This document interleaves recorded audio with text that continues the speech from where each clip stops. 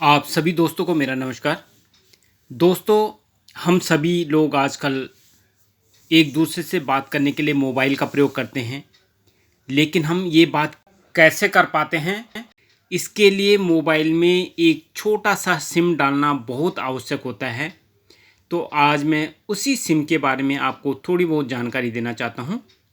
ये जो सिम होता है, छोटा सा सिम होता है प्लास्टिक का, इसे कहते हैं सब्सक्राइबर आइडेंटिटी मॉड्यूल। और इसके बिना फ़ोन बेकार है, ख़ास करके बात करने के लिए या मैसेजेस के लिए। इसी सिम कार्ड से हम एक दूसरे से बात कर पाते हैं। इस छोटे से सिम कार्ड के अंदर हम लगभग 250 कॉन्टैक्ट नंबर स्टोर कर सकते हैं। कॉन्टैक्ट नंबर मतलब फ़ोन नंबर इसमें हम स्टोर कर सकते हैं। क्या होता है ये सिम? एक्चुअल में सिम एक इलेक्ट्रॉनिक चिप है और इसी चिप से ये सारा सिस्टम बना हुआ है। जब आप अपने मोबाइल फ़ोन पर सिम लगाते हैं, डालते हैं और उसको ऑन करते हैं, तो उसमें नेटवर्क आने शुरू हो जाते हैं। पहले तो हम इधर उधर घूम घाम करके ऊंचाई में जा कर के सिग्नल ढूंढते थे, नेटवर्क ढूंढते थे, लेकिन आजकल कंपनियां अच्छी सुविधाएं देने लगी और आसानी से जो है वो नेटवर्क मिल जाता है। जिस कंपनी का सिम लिया होता है उसमें जो सबसे नज़दीकी टावर होता है उससे हमारा फ़ोन जो होता है कनेक्ट हो जाता है और इस टावर के सिग्नल जो होते हैं वो सैटेलाइट से जुड़े होते हैं। इसी प्रकार हम जिस व्यक्ति से बात करना चाहते हैं उसका मोबाइल भी उसी प्रकार उसके नज़दीकी टावर से जुड़ा होता है।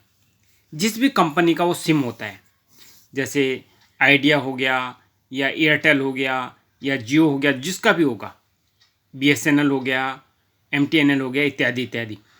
और ये जो GSM है, नेटवर्क की मदद से एक दूसरे से हम जुड़ते हैं और बात कर पाते हैं। ये जो सिम होते हैं वो 3 तरह के होते हैं। पहला है नॉर्मल सिम।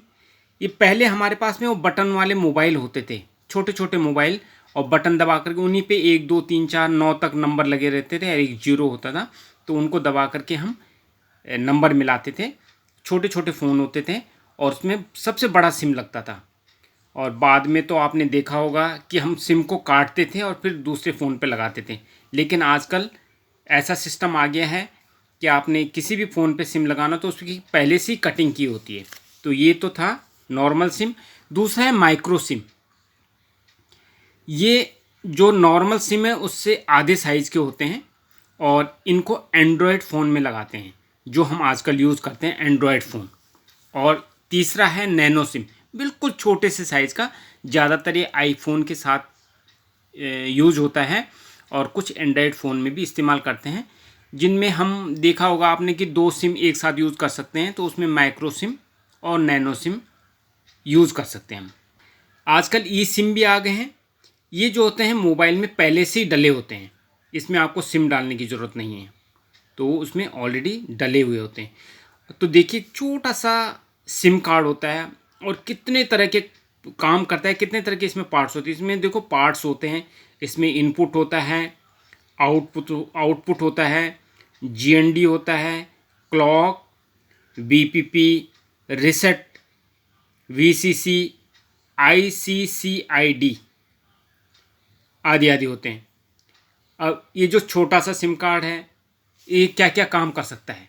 एक तो बात करने के लिए तो है ही, इसमें आप अपने दोस्तों के, अपने जानकारों के नंबर सेव कर सकते हैं, उनके एड्रेस भी आप इस पर सेव कर सकते हैं और इससे आप मैसेज भेज सकते हैं, इससे आप इंटरनेट चला सकते हैं, सिम कार्ड से आप लोकेशन का पता लगा सकते हैं।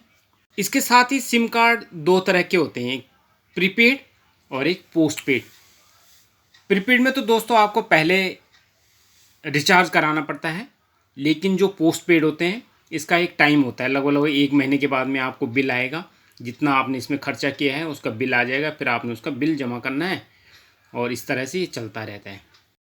तो दोस्तों, मैं आशा करता हूँ कि आपको अपने फ़ोन के अंदर लगे हुए छोटे से सिम, जिसको कि सब्सक्राइबर आइडेंटिटी मॉड्यूल भी कहते हैं, उसके बारे में जो जानकारी मिली है वो आपके उपयोग की होगी।